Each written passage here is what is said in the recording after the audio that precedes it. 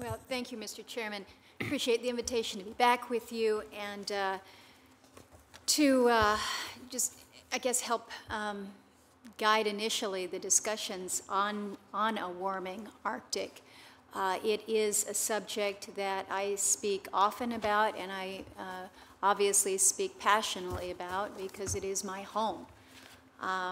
I do want to acknowledge a friend of mine, a fellow Alaskan, Meade Treadwell, who's chair of the U.S. Arctic Research Commission, who's also part of the panel today. We've got a great group of individuals to speak to what is happening up north and the consequences. So I appreciate your leadership on this and the opportunity to draw attention, greater public attention to what is happening.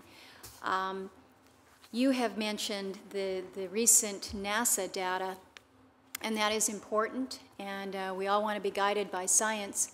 But I will tell you, as I am back home and talking to elders and people out in the villages that live along the coastline about what they're seeing, they haven't been waiting for any data from NASA.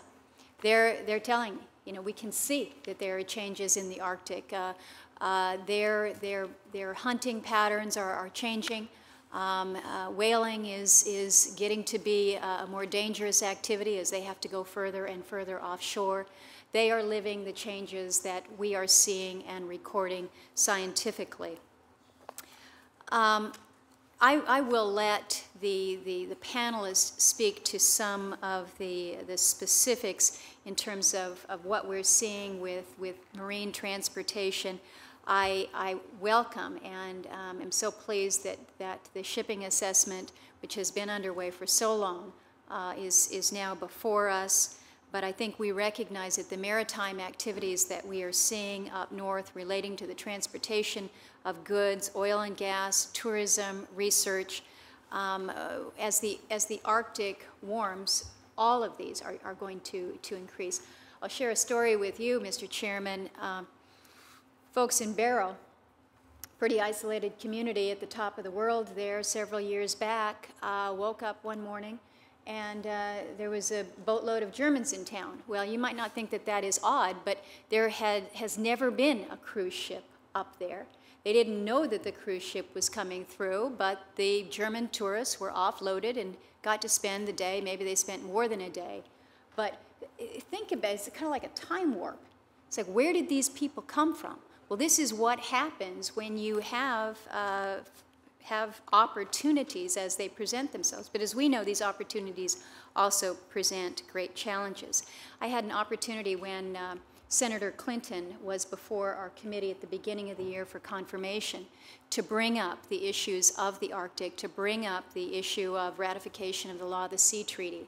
And I am so pleased that she, as the Secretary of State, understands and fully appreciates the geopolitical issues that we face up north. This is not just about increased shipping traffic.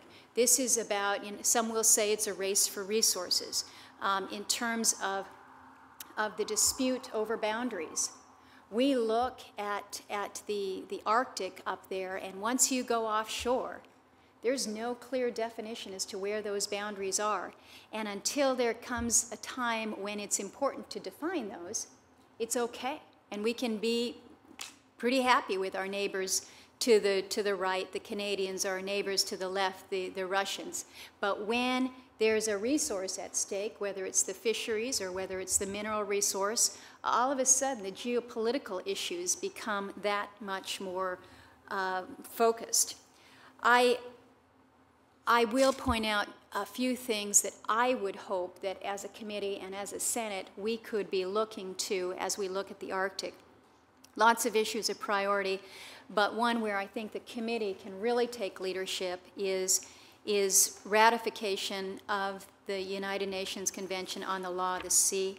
I would suggest that the committee expeditiously hold a hearing to frame this issue, inform new committee members, and allow them to see the broad support for ratification. We've had an opportunity to speak to that. I would also hope that the committee could further engage the White House and get the administration to strongly support ratification and put resources behind that effort. Mr. Chairman, I will stand by you to help in this effort. Another priority that I'd like to mention is the recently released National Security and Homeland Security Presidential Directive on the Arctic Region Policy. This is the first Arctic policy since 1994. There were many here at this table who worked very, very hard to advance that. It acknowledges the United States as an Arctic nation. We are an Arctic nation. We need to act as one. And the policy recognizes that the recent developments in the Arctic, primarily due to the impacts of climate change and reduction in the sea ice, are happening at a rapid rate. And I would certainly encourage the committee to familiarize themselves with the policy and to support the implementation. The committee could also assist the State Department in the development of an Arctic treaty for fisheries in response to the Senate resolution that was passed last Congress. And then one final item, if I may, Mr. Chairman, is the issue of icebreakers, polar icebreaking capability. If we're seeing a global chess game playing out in the Arctic, then I would suggest that the U.S. is playing with a serious shortage of pieces. At present, the Russians have 18 icebreakers, and they're planning on building 3 more. Finland has 7. Canada has 6. Here in the United States, we've got 2 icebreakers, one of which, there's a third one, but it's in caretaker status. Even China, which has no Arctic waters, has an icebreaker. So I would encourage the committee to strongly support increasing the U.S. icebreaker fleet and replacing the 2 aging polar-class vessels. Mr. Chairman, we've got great comments that I know will be added, but I have additional meetings this afternoon, so I won't be able to stay much longer, but I thank you for your leadership in putting the spotlight on so many of these important issues to us.